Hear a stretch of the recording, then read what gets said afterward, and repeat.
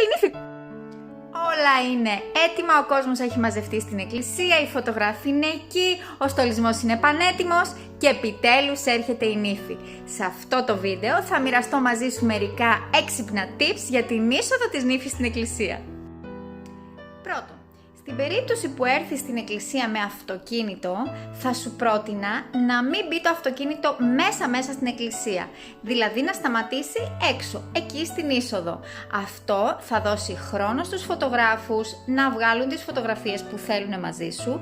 Θα σου δώσει λίγα λεπτά ηρεμίας μέχρι να συνειδητοποιήσεις τι γίνεται, μέχρι να φτιάξεις λίγο το νηφικό σου. Και φυσικά δεν θα σε στρεσάρει, γιατί αν μπει το αμάξι μέσα στην εκκλησία, συνήθως οι νύφες αγχώνονται γιατί είναι όλος ο κόσμος μαζεμένος, γιατί τους κοιτάνε, γιατί ντρέπονται την ώρα που οι φωτογράφοι τους λένε κάνε μου αυτό, κάνε μου εκείνο. Οπότε η δικιά μου συμβουλή είναι μην μπει το αμάξι μέσα στην εκκλησία. Έξω για να προλάβεις να κάνεις αυτά που θέλεις.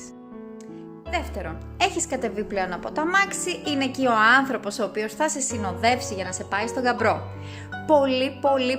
Πολύ σημαντικό, μην βιάζεσαι. Θέλω να περπατάς αργά, χαμογελαστά, χωρίς άγχος. Καλό θα ήταν αυτό να το θυμίσεις και στον άνθρωπο που θα σε παραδώσει στο γαμπρό, γιατί πολλές φορές είτε ο μπαμπάς, είτε ο αδερφός, είτε ο κουμπάρος από το άγχος τους εκείνης της στιγμής έχουν την τάση να τρέχουνε. Μια πολύ έξυπνη κίνηση είναι αυτό που κάνω και εγώ στους δικούς μου γάμους. Θα μπορούσες να τη ζητήσεις τη δικιά σου διοργανώτρια να είναι εκεί δίπλα και να το θυμίσεις στον άνθρωπο που θα σε συνοδεύει, απλά να μην τρέχει. Τρίτον, αν έχεις παρανυφάκια και ειδικά μικρής ηλικίας, καλό θα είναι να προηγηθούν, να τα αφήσεις να περπατήσουν πριν από σένα, να τους πεις τι θέλεις να κάνουν, γιατί πολλές φορές τα μικρά τα παιδάκια, ακόμη και αν τους έχεις ενημερώσει το τι πρέπει να κάνουν, είτε το ξεχνάνε είτε παρασύρονται από τον κόσμο και σταματάνε, κοιτάνε πίσω, κάνουν στάσεις, οπότε εκείνη την ώρα δεν είναι πάρα πολύ ωραίο να αγχωθείς και να κάνεις νοήματα στα παρανυφάκια να περπατήσουν.